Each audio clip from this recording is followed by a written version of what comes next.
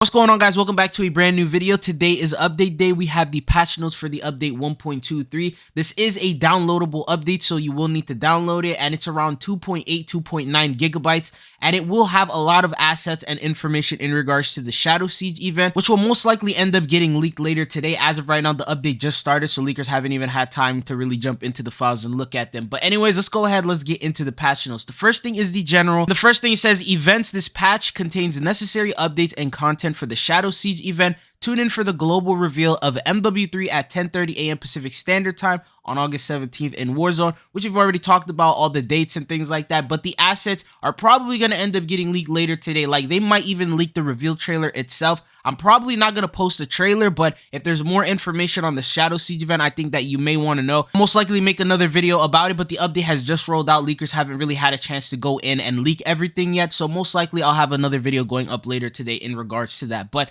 the next thing they said is weapon tuning. The benefit of tuning for recoil control related stats has been reduced slightly. So this is a slight nerf for the recoil control stat that we have in the weapon tuning section. But anyways, going on, there are some bug fixes. These are the general ones. So they fixed the issue where some players could not access the battle pass but would still lose COD points after purchasing it. They also fixed an exploit allowing players to go prone instantly. I know there's a lot of controller players on Steam that were able to adjust their button configurations and be able to drop shot really fast. I guess that's something Call of Duty does not want in their game, so they ended up fixing that exploit. They also fixed an issue where Kimbo challenge progress was not tracking correctly for the FTAC Siege. Then they fixed an issue where an invisible object could interact with lethals, tacticals, and explosives on Mercado Las Almas. Fixed an issue affecting keybinds when adding settings as quick settings. Fixed an issue where the buttons for the preview and quick equip hide when trying to press them by mouse input in the events tab. Fixed an issue where the Tonfa melee weapon had outdated unlock conditions. Fixed an issue where the SFX from the Semtex dropped by chain reaction modifier and Havoc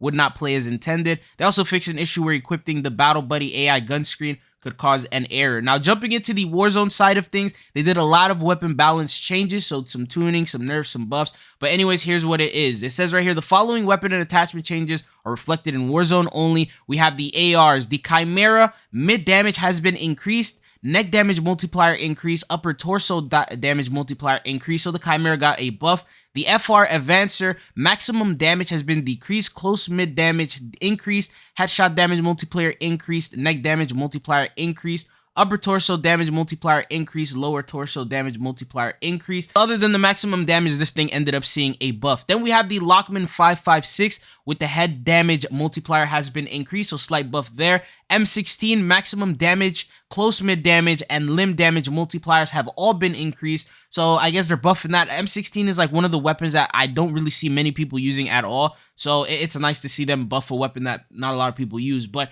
battle rifles, the FTAC Recon, maximum damage has been increased and maximum damage range has been increased, so once again a buff. The next one is the Lockman 762, limb damage multiplier has been increased. Then we have the SO14, head damage multiplier, neck damage multiplier, and upper torso damage multiplier have also been increased. So we're seeing a lot of buffs here. This next one is going to be a nerf, unfortunately, which is the Tag V, one of the most popular weapons. The maximum damage, the close mid damage, the minimum damage, neck damage multiplier, the upper torso damage, lower torso damage multiplier, and limb damage multiplier. Every single one of these has been decreased. Heavy nerf on the Tag V. Then we have the marksman rifle. So we have the Lockwood MK2, mid damage, minimum damage, upper torso damage multiplier, lower torso damage multiplier, and limb damage multiplier have all been increased. That ended up seeing a buff. Then for the shotguns, the Expedite 12 got a buff with the mid damage and mid far damage, and close to mid damage range has also been increased. Then we have the Lockwood 300 also saw a buff. The close mid damage,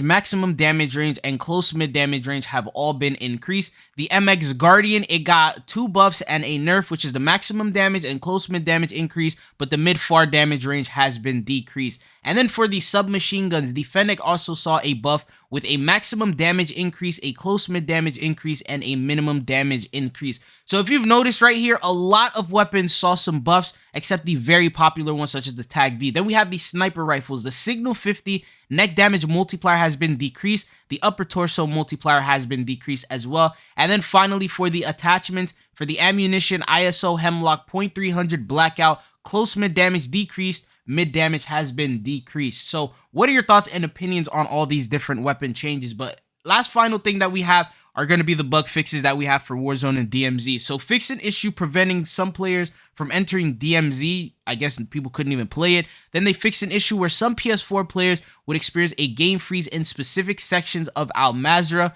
Fix an issue where the buy station icons could display on TAC map during the Battle Royale pre-lobby. Fix an issue in DMZ where the TAC map image could display on the ground near Quarry and Al Mazrah. They fixed an issue where players could become stuck in an ATV near a UAV tower in DMZ. Fix an issue that caused the player screen to remain affected by plutonium element despite not being near it. Fix an issue where players would not be kicked for being idle in Vandal Lockdown. Look for this mode to return in this week's playlist. And fixed an issue in Warzone Ring Play where top 250 button was locked. So I told you guys before, Vandal Lockdown and Plunder were removed most likely because of all the XP farming that people were doing. People were going AFK and they were able to get unlimited battle pass tokens without playing the game. And I guess that's something that they do not want in the game. And so they ended up pretty much patching that and finding a fix for it. But this is everything that you need to know in regards to update 1.23. These are all the patch notes that we have as expected. We thought we were going to be receiving an update with some patch notes, and we have received it. The next big update after this one is going to be the mid-season update, which is going to be reloaded,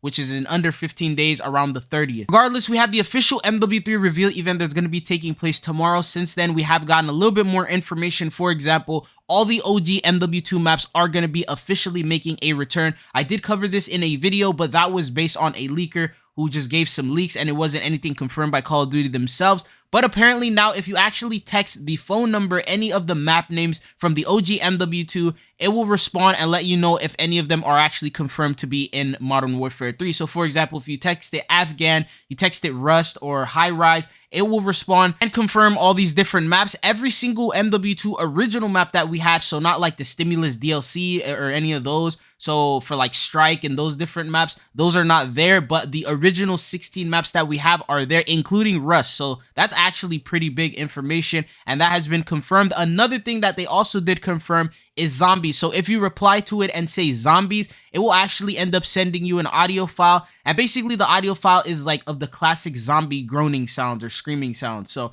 that's pretty much, once again, confirming to us that we are going to be receiving a zombies mode, which we know is going to be Outbreak 2.0. They also ended up sending a bunch of different photos, and upon piecing them together, you can see that it is like a prison, and it looks to be like it was from Verdansk, because in Verdansk we had like the same area, and it seems like this is where Makarov is being held. So potentially Makarov is in a Verdansk prison as of right now, and they might be returning that map into the storyline. Apparently, the first map we are going to be receiving is going to take heavy inspiration from Verdansk, so it seems like that's some good news for a lot of people who enjoyed that map in the first place. But anyways, that's everything that I have for you guys in today's video in regards to this update. Once this event it goes live, or once the leakers go into the files and get more information, I'm going to cover for you guys. Anyways, don't forget to hit that subscribe button if you guys want to stay up to date on the latest Call of Duty news and updates. It's been your boy Chido. Hopefully I'll be seeing you guys back on the channel again. Peace.